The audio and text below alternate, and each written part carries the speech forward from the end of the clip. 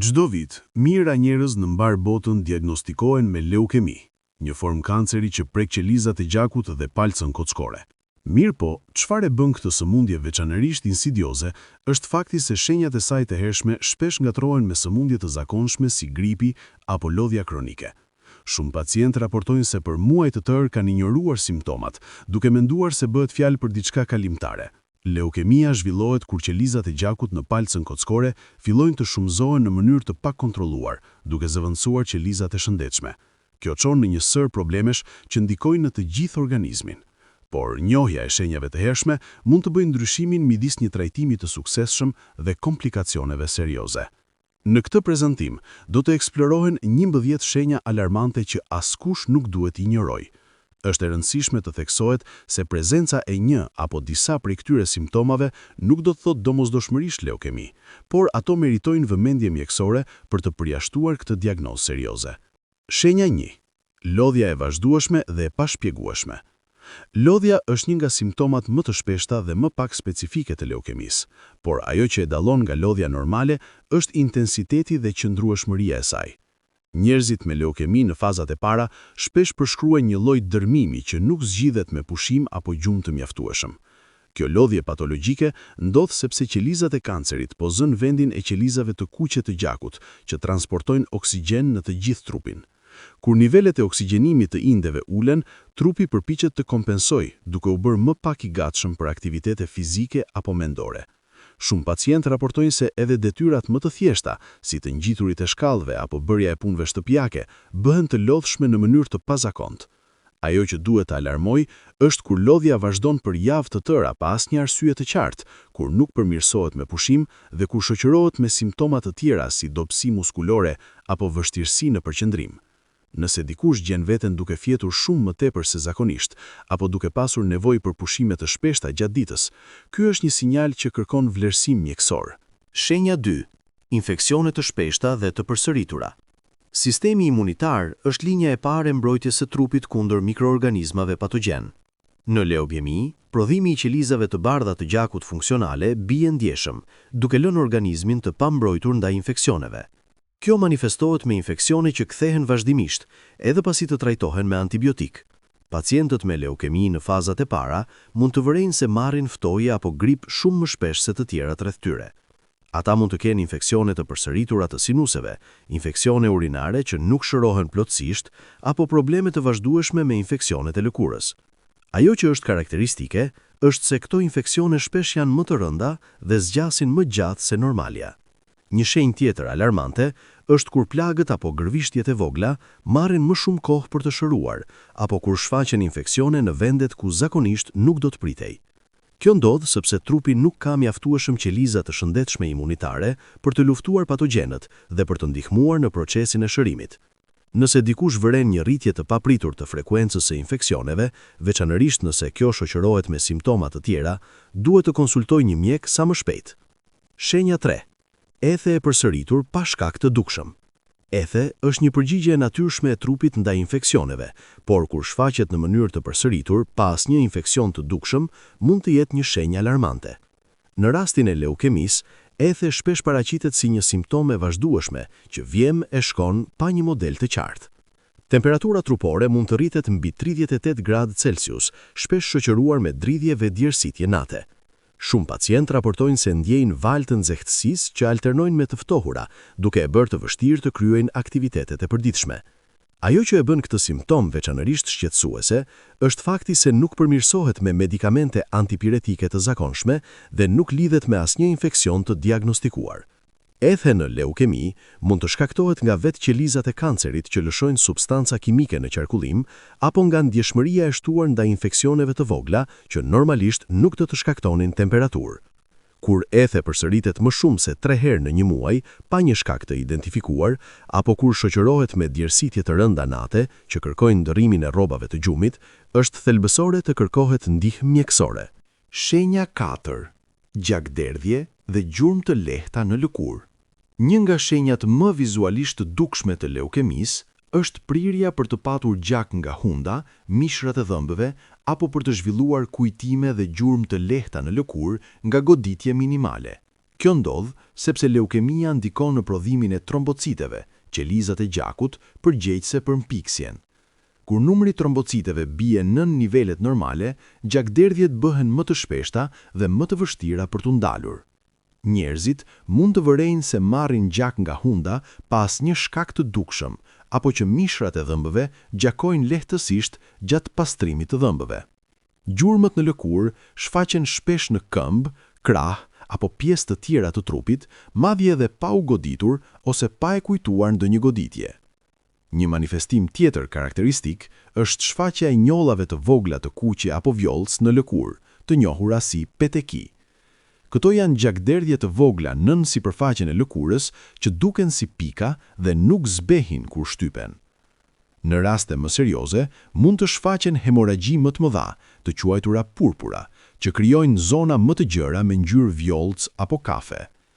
Nëse dikush vëren se është bërë jashtëzakonisht i prirur për gjakderdhje, apo nëse gjurmët shfaqen pa një shkak të qartë dhe nuk zhduken brenda disa ditëve, kjo meriton vëmendje mjekësore urgjente. Shenja 5. Dhimbje në kocka dhe nyje.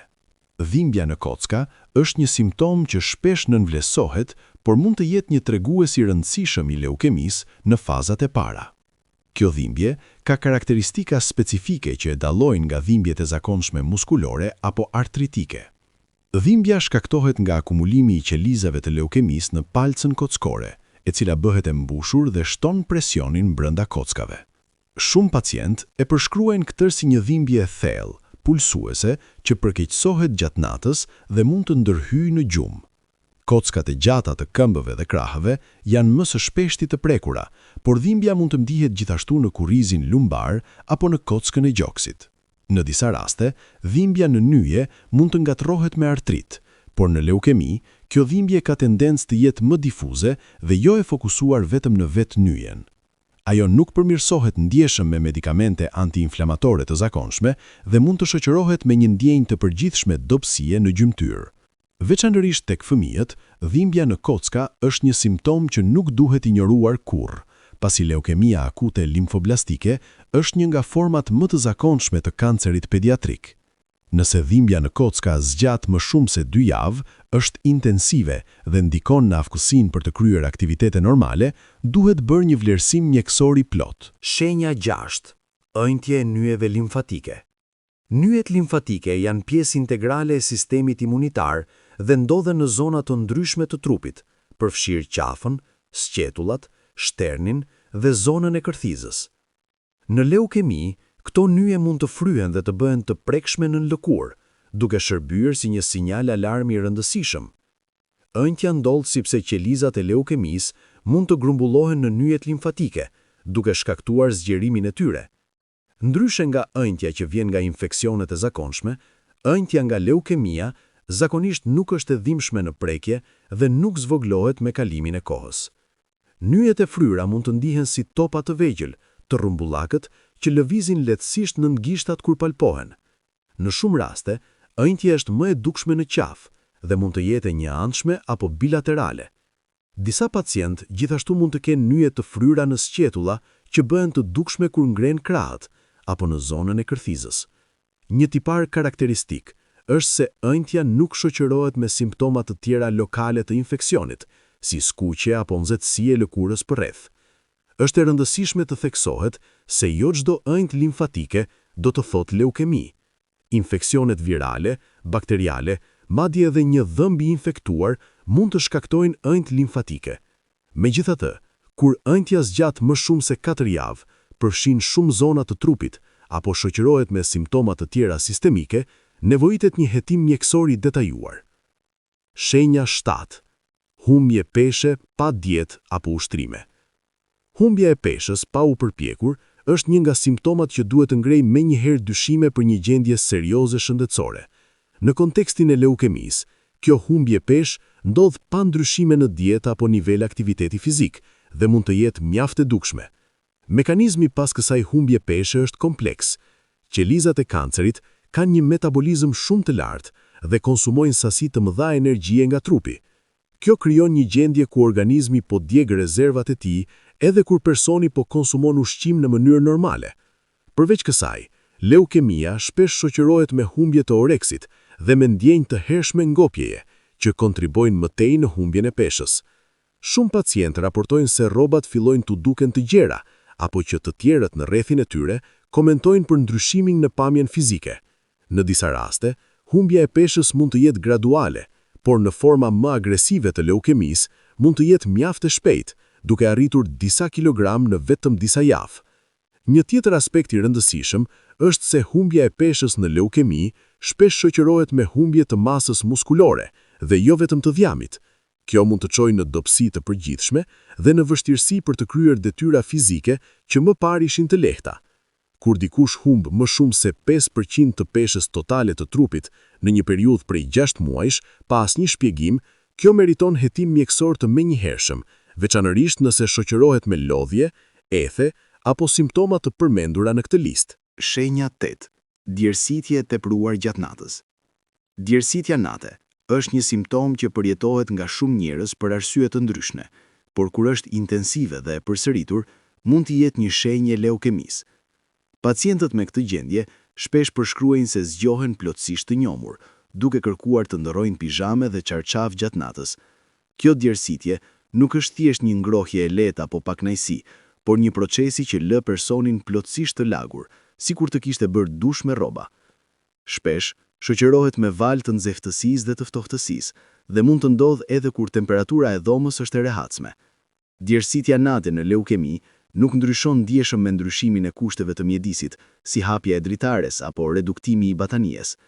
Shkaku i kësaj djersitjeje lidhet me përgjigjen e trupit ndaj qelizave të kancerit dhe substancave kimike që ato lëshojnë në qarkullim.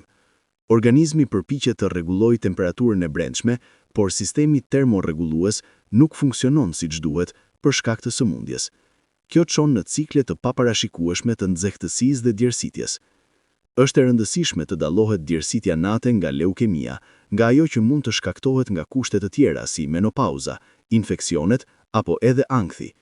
Djersitja që lidhet me leukemin zakonisht është më intensive, më e shpeshtë dhe shoqërohet me simptoma të tjera si lodhje, humbje peshë dhe ethe.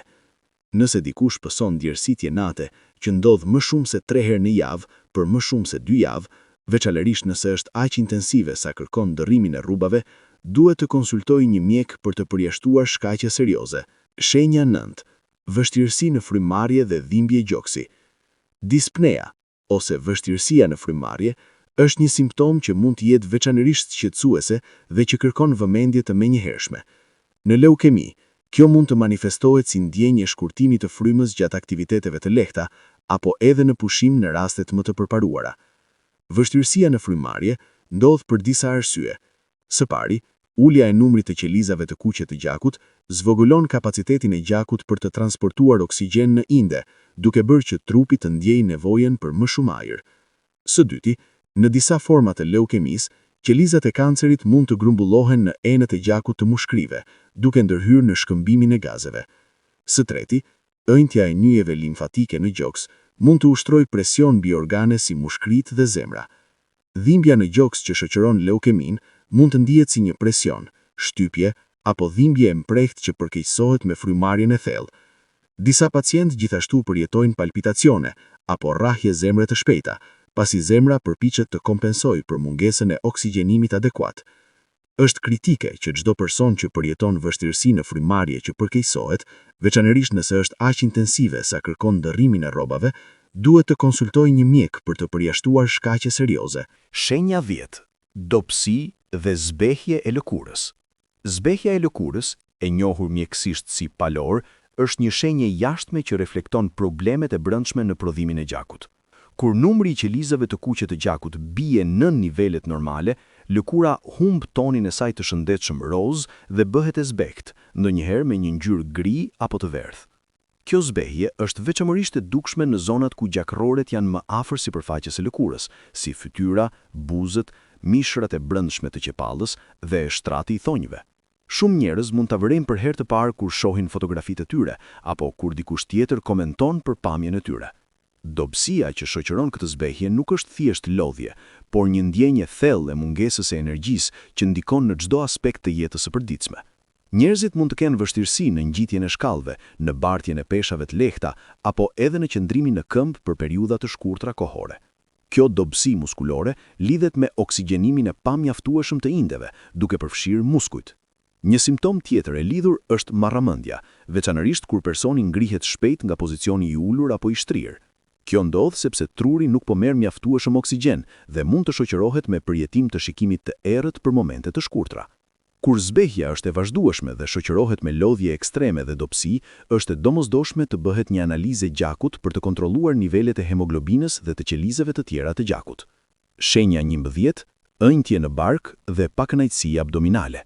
Ëndja në bark është një simptom që shpesh kalon e pavërejtur në fazat e hershme, por mund të jetë një shenjë e rëndësishme e leukemisë. Kjo ëndje ndodh kryesisht për shkak të zgjerimit të shpretkas apo mëlçisë, organe që mund të infiltrohen nga qelizat e leukemisë. Shpretka dhe mëlçia ndodhen në anën e majtë dhe të djathtë të barkut nën borda, dhe kur zgjerohen, mund të shkaktojnë një ndjenjë shtypje apo plotësie. Shumë pacientë raportojnë se ndihen të ngjinjur edhe pas konsumimit të sasive të vogla të ushqimit, apo që kanë vështirësi në ngrënien e porcione normale. Kjo ndodh sepse organet e zgjeruara po ushtrojnë presion mbi stomakun. Në disa raste, ëndja mund të jetë aq e dukshme sa barku duket i fryrë apo i shtrirë dhe rroba mund të duket e ngushtë në brez. Personi gjithashtu mund të përjetojë dhimbje të buta apo pakënaqësi në kuadrantin e sipërm të majtë të barkut ku ndodhet shpretka. Një tjetër manifestim i mundshëm është ndjenja e një mase të prekshme në bark gjatë palpimit. Kjo mund të ndihet si një zonë e fortë apo e zgjeruar nën borda. Në raste të veçanta, presioni nga organet e zgjeruara mund të ndikojë në funksionin e zorëve, duke shkaktuar konstipacion apo ndryshime në zakonet e jashtëqitjes. Çdo person që përjeton ëndje abdominale që zgjat më shumë se 2 javë, veçanërisht kur shoqërohet me humbje oreksie, humbje peshe apo lodhje, duhet të bëjë një vlerësim mjekësor që përfshin imagjeri abdominale dhe analiza të gjakut. Leukemia është një sëmundje serioze, por diagnostikimi i hershëm mund të përmirësojë ndjeshëm rezultatet e trajtimit dhe shanset për shërim.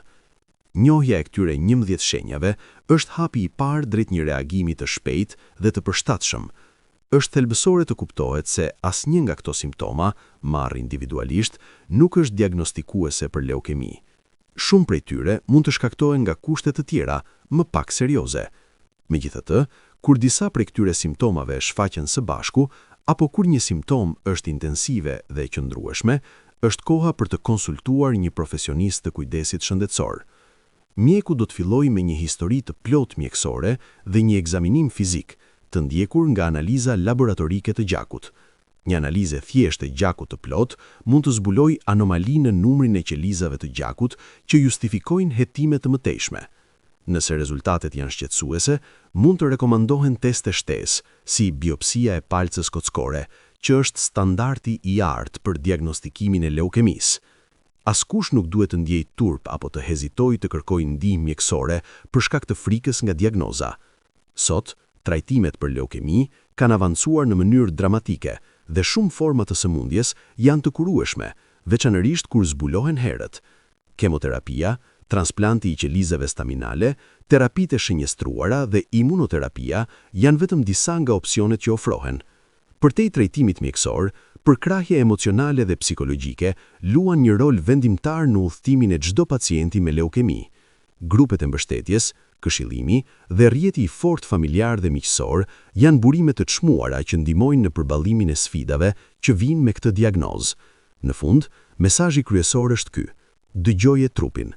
Kur diçka nuk ndihet mirë, kur simptomat nuk zhduken, apo kur ka ndryshime të pazakonta në shëndet, është më mirë të jesh i kujdesshëm dhe të kërkosh vlerësim mjekësor. Njohja e hershme e shenjave të leukemisë mund të bëjë ndryshimin e jetës.